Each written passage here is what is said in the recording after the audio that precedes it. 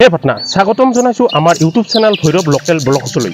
হে পাৰ্টনাৰ আজি এটা নতুন ভিডিঅ' লৈ আহিছোঁ। সেয়েহে ভিডিঅ'টো আপোনালোকে প্ৰথমৰ পৰা শেষলৈকে চাব। তেতিয়াহ'লে দেৰি নকৰি ভিডিঅ'টো আৰম্ভ কৰোঁ।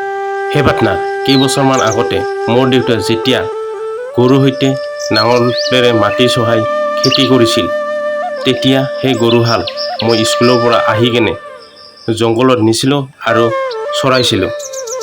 গছৰ ডালত উঠি সেউজীয়া পৰিৱেশ উপভোগ কৰিছিলোঁ।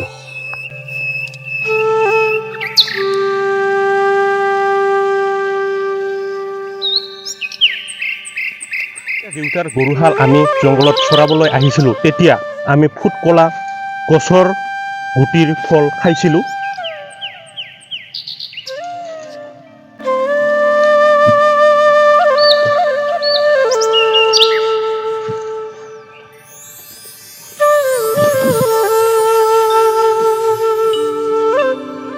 এইজোপা গছ হয়তো আপোনালোকে দেখি চিনি পাইছে।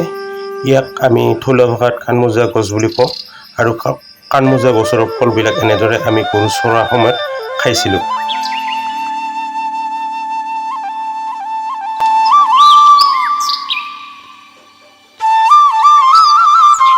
যিহেতু গৰু চৰালে বহুত পানী পিয়াস লাগে, সেইবাবে ক'ত পানী বিচাৰি পাম জংঘলৰ মাজত। সেয়েহে যিবিলাক জংঘলৰ মাজত খেতি কৰা ঠাই থাকে সেইবিলাক জুলি বুলিও কোৱা হয়, আৰু জুলিৰ কাষে কাষে কিছুমান নলা ওলায় আৰু সেই নলাৰে আমি পানী পান কৰিছিলোঁ। এয়া চাব আপোনালোকে আমি কেনেদৰে আগতে পানী পান কৰিছিলোঁ। এয়া ডাঙৰ নলা আৰু ফটফটীয়া পানী, এয়া শাল গছৰ পাত, আৰু কেনেদৰে এতিয়া মই পানী পান কৰিম।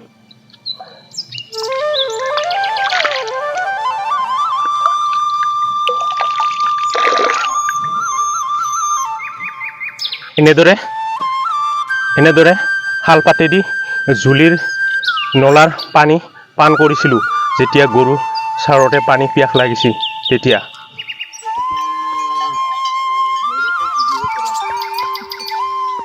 যিসকল পাৰ্টনাৰে মোৰ চেনেলটো এতিয়ালৈকে ছাবস্ক্ৰাইব কৰা নাই, সেইসকল পাৰ্টনাৰক মই অনুৰোধ কৰিছোঁ ছাবস্ক্ৰাইব কৰি দিব আৰু কাষত থকা বেল ঘণ্টিডাল প্ৰেছ কৰি অল কৰি থৈ দিব। আজিলৈ ভিডিঅ'টো ইমানেই আছিল, ধন্যবাদ।